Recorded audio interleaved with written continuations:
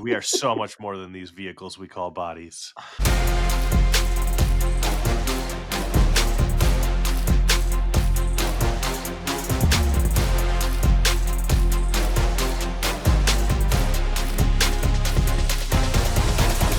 Big news this morning, guys. Ben Johnson, after 4 years, has been let go by the University of Minnesota. A 56-71 record, 22-57 in Big Ten play over his 4 years in charge of the Gophers program comes after a season-ending loss yesterday against Northwestern in the Big Ten tournament. Tony, I'll start with you because I think we kind of got Joe's reaction yesterday in his backyard rant that, as I'm putting it in my head canon, Tony, is the reason why he got fired. Mark Coyle was just scrolling through Twitter after the game and saw Joe's rant, listened to his rant, listened to his kids in the backyard wanting to play with Joe, and realizing he's more invested in ranting about Ben Johnson's bad basketball team than playing with his kids. So we got to get rid of this guy. Bad And parenting, yeah. so he flew back to Minneapolis to fire Ben Johnson. Tony, your reaction to the Gophers parting ways with Ben Johnson?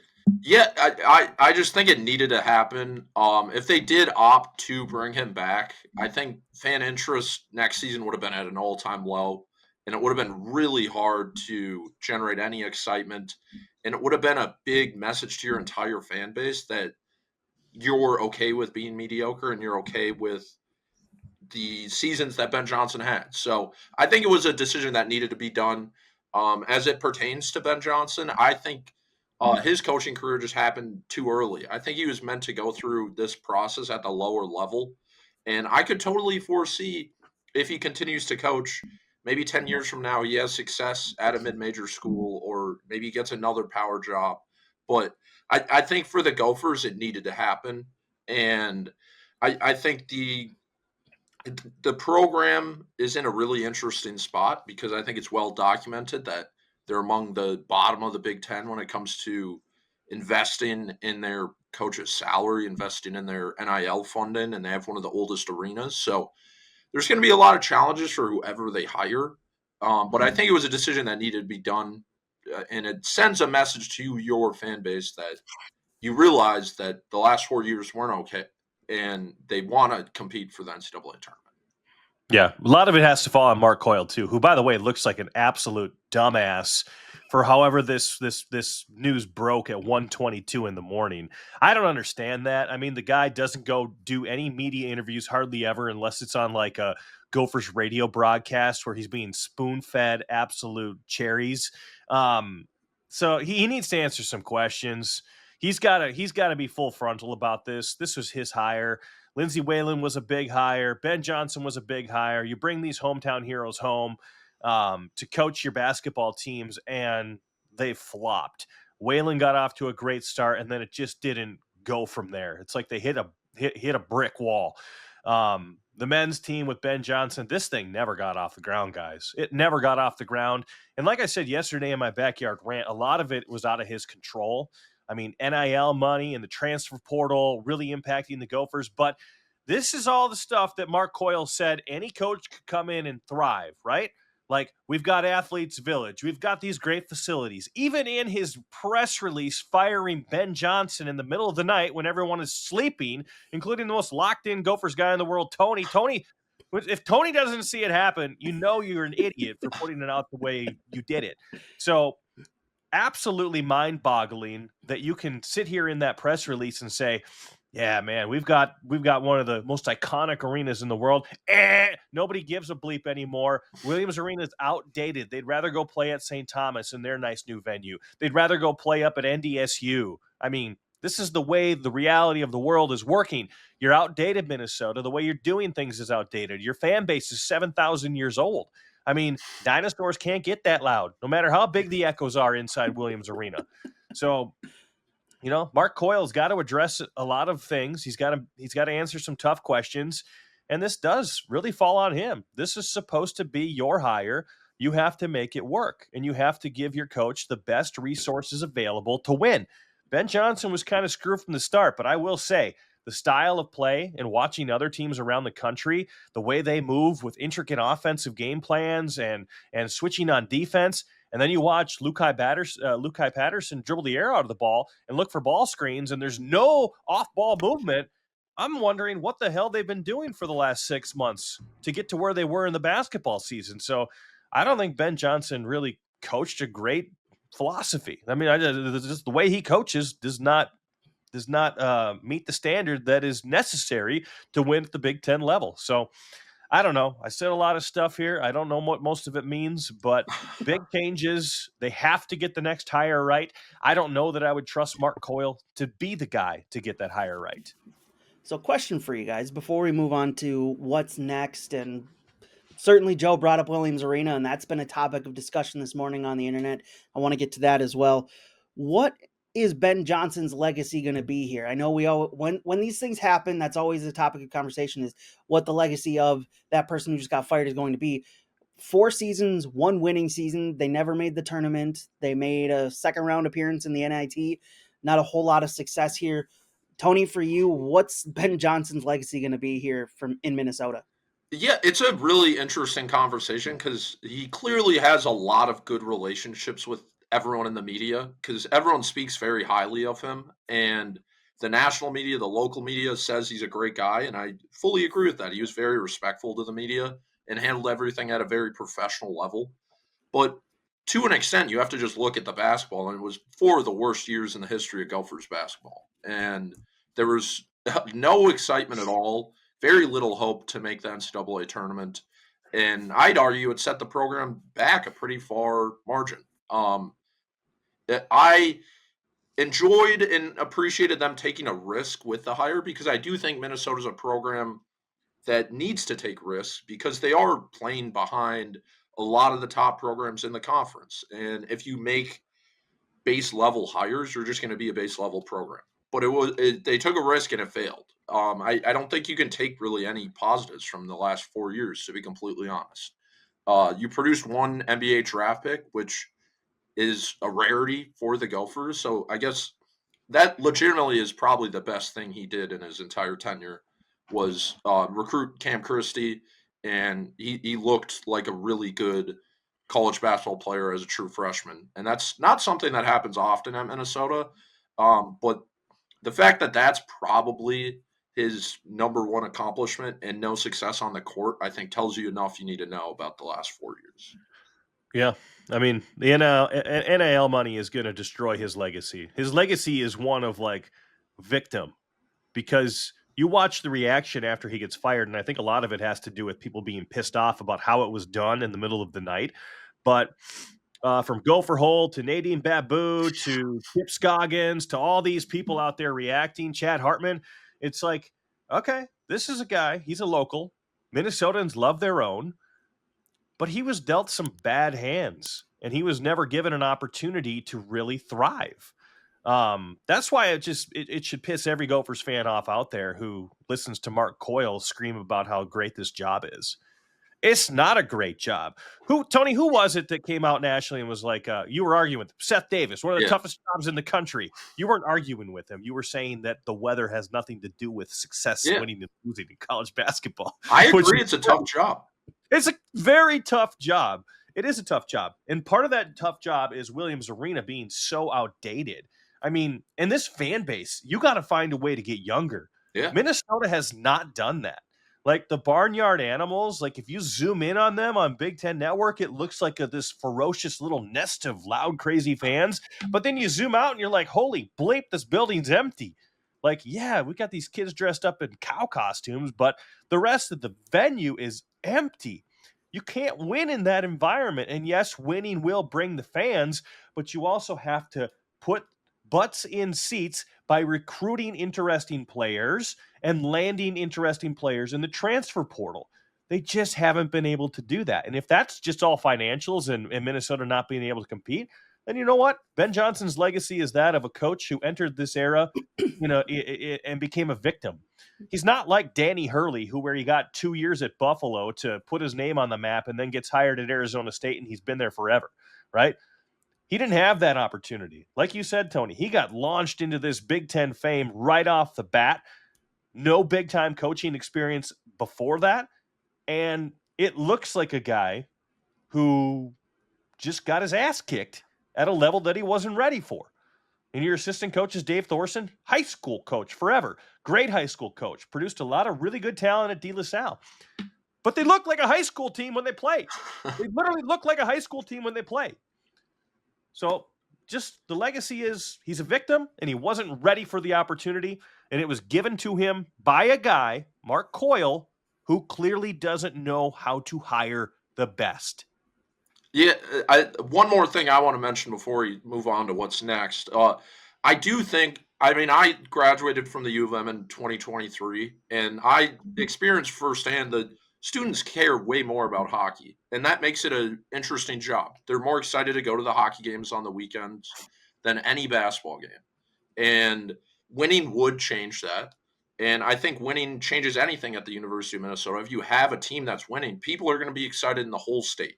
Yep. It's for the longest time, it was the only university that was Division I for all sports, and people who went to other colleges quickly hop on the bandwagon. And I think any sport that happens for the U of M.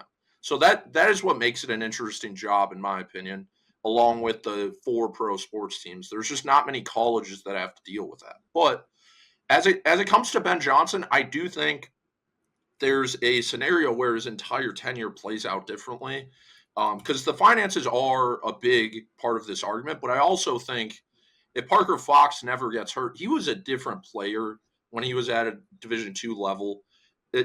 Double ACL surgery makes players a lot different. So his career could have played out much different. He was pursued by just about every college in the country when he transferred from the D2 level. So that impacted a lot. And then even before last season, when Jamison Battle opted to transfer, let's say he opts to come back, and then that team last year, you add Jamison Battle to Cam Christie, Elijah Hawkins, Mike Mitchell, that's a tournament team. And if he makes the tournament that year, I think he maybe retains 1 or 2 of those guys, because then you have more money in the program because you went to the tournament.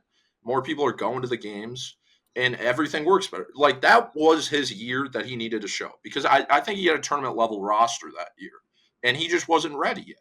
And I think he could be ready in the future, but it was just a wrong decision. And the Gophers made the right decision, in my opinion, not using the sunk cost fallacy and trying to keep it going. So I think it was the right move, but I do think injuries played a big difference in the entire thing. Because even Isaiah Enon, who got injured 2 years in a row, I think he was a really talented player if he never got hurt. So there are a lot of interesting things that go into the whole argument. But yeah, I'll say this, though. I mean, when you have one of the oldest teams in the country, you should be able to, over the course of 30 games, glue that thing together and make it look better than it did.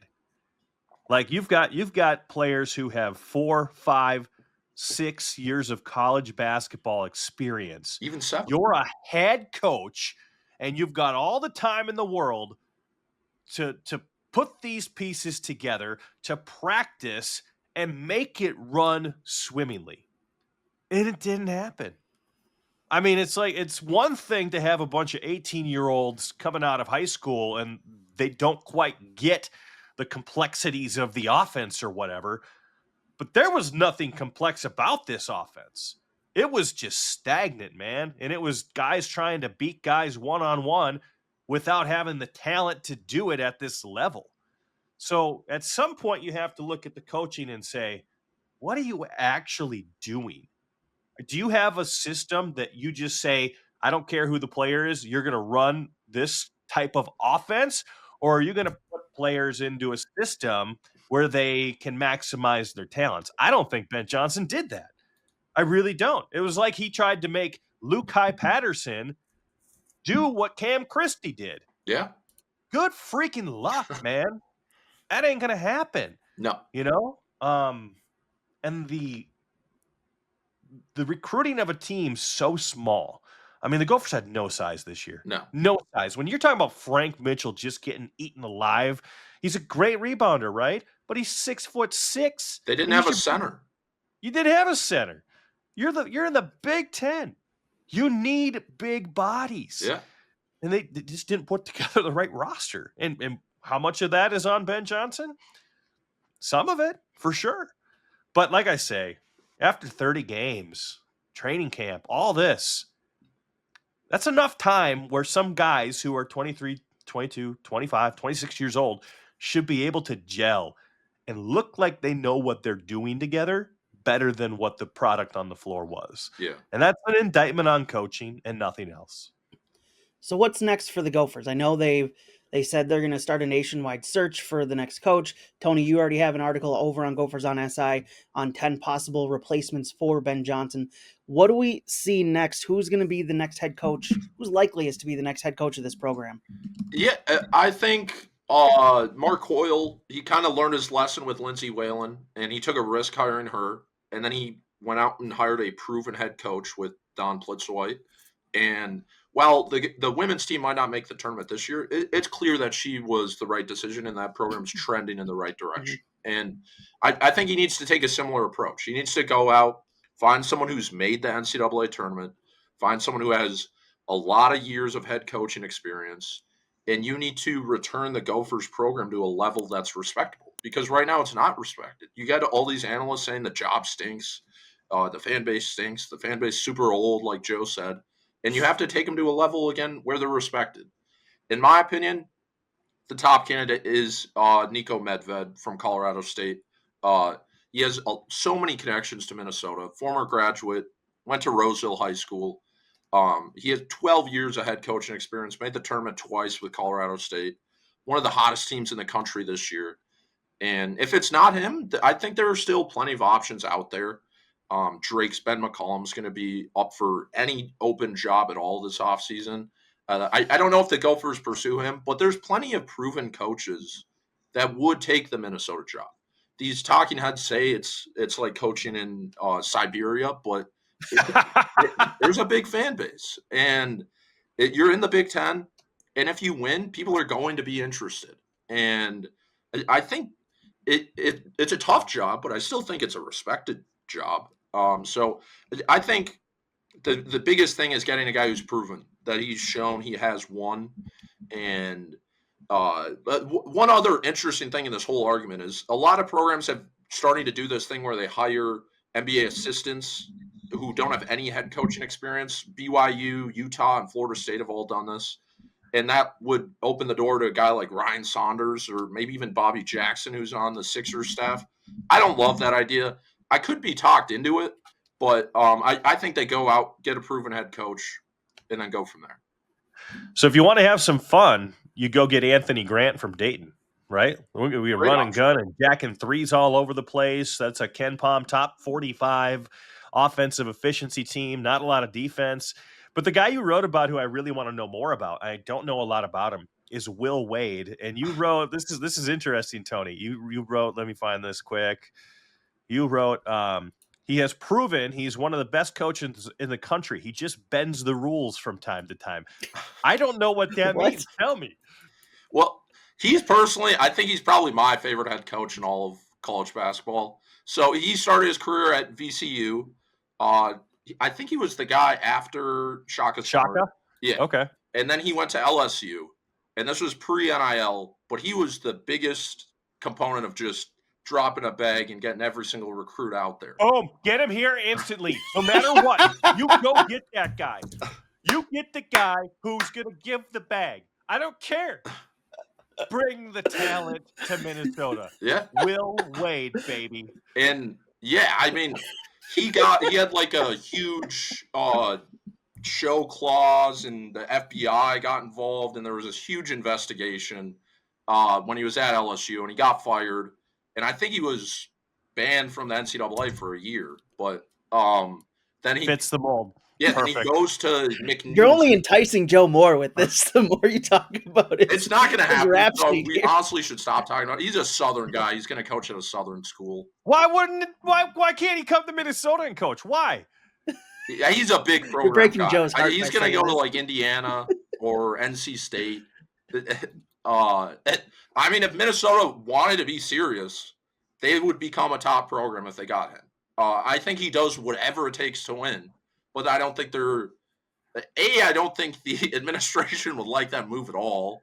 Yeah, well, the administration needs to look in the mirror and really look at the way it's done business, because nobody likes the way the administration does things right now. Yeah, I don't We think want change. I don't think the Board of Regents would approve that deal personally. Oh, yeah. I bet St. Thomas would hire him in a heartbeat. Yeah, I bet they would. That's a dream scenario that's just not going to happen. But Johnny Tower would be amazing. That's not going to happen either, is it? I don't think so. It's an interesting argument, that's for sure. He's a St. Thomas alumni. He brought the program from D3 in the MIAC to the Summit League, and now they're building a new arena. I think he probably wants to just play it out, even if the Gophers offered him double his salary. It'd be hard to turn it down, and I don't know if he would listen, but a lot of things St. Thomas offers that the Gophers don't. Yeah. I'm reading this story on Will Wade on Yahoo about his firing from LSU. He was caught in an FBI wiretap, Yes. offering a recruit a bag of money, and he called it quote a strong ass offer unquote, and then was caught also saying that he's bleeping sick or bleeping tired of dealing with this thing. In terms, I would imagine the FBI investigation. He was immediately suspended the next day by LSU. This is wild. This Will Wade guy is, dude. I love Hire everything about Will Joe's Wade. all in on Will Wade. Hire him now. We live in a world where the bags don't have to be hidden anymore.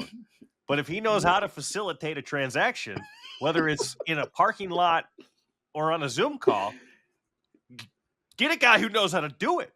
He just needs better guys, better security monitoring if there's a wiretap or not. Yeah, I mean, his roster at McNeese this year, I think, would beat the Gophers by 15. So probably. Well, they're in the NCAA tournament again. Yeah. So and they'll be one of those teams, the Cinderellas, that people pick to the Sweet 16. I love this. This is how do they? What kind of game do they play? Are they like offensively gifted? Are they fun to watch? Oh yeah, run up and down. What are we doing? Why is this a conversation? Why would you for 1 second call Ryan Saunders and be like, hey, come in here and be boring for us for 4 years when you got Will freaking Wade out there? Winner, bag deliverer. I mean, this is just too good. This is gonna make a great clip on social media. Joe wanting all in on Will Wade here at this point. Get the guy with a nefarious past. This kind of, I guess, morphs into my next conversation. Whoever the next head coach is, it's been well documented, Tony, from you, that there's going to be a lot of transfer, or there's going to be a lot or need for a lot of guys coming in with how many scholarship players that they'll need to fill next year. The NIL has been abysmal here for this program. So outside of Williams Arena, which is an entirely separate discussion, which I want to get to in a little bit, what does this new coach, whoever they are, need to fix in order to return to this program to some sort of prominence? Yeah, I mean, unless you get Will Wade, I don't think this program is going to the NCAA tournament next year. At most, Isaac Osma returns, and then you're replacing 14 new players. Jeez. How many guys on McNeese have eligibility left? I mean, I wouldn't be stunned if Caden Betts returns or Grayson Grove, who's a Minnesota guy, but those guys aren't moving the needle, to put it bluntly. I think Frank Mitchell's probably gone. And then at that point, you have 3 incoming true freshmen signed to your recruiting class. And those are always incredibly difficult to retain through a coaching change. Today's day and age, those kids more than ever are committed to a coach and not a program. So I would be pleasantly surprised if any of those 3 players are wearing a Gophers uniform next year. So that leaves just Isaac Osma. He's a Minnesota guy. His brother committed to play baseball here. I would put it at like 50-50 that he comes back. I think the hire would make a huge difference, whoever it is. But you got to bring back Osama. That's a massive loss if you lose him. Yeah, he did so much. What I was impressed was the little things he did all year. Never turned the ball over. Such a good defender. And then outside of that, you're bringing in 14 new guys. So whoever you do hire is going to bring a couple players from his previous school, likely, like 2 or 3. I tell you what, 3 of the top 5 leading scorers still have eligibility over at McNeese. Will Wade, he comes with a trio of guards to score double figures, and all of a sudden, this thing's looking real interesting. If they hire Will Wade, I think they're Final Four bound next year. Who's the most realistic hire? I personally think Nico Medved's the most realistic. It just makes too much sense to me. He has Where's Medved right now? He's at Colorado State? Yeah. Colorado State men's basketball. ESPN. I always go to ESPN for this. Hottest team in the country, 7 wins in a row. They start Mountain West tournament this week, number 2 seed. He's So made go out the and tournament. watch the Mountain West tournament so you can get an eye on the next Gophers coach, is what you're saying? Yeah, CBS Sports Network. That's where they play today. Nevada, Colorado State. Their top scorer is graduating. Oh, damn it. Their second leading scorer is graduating.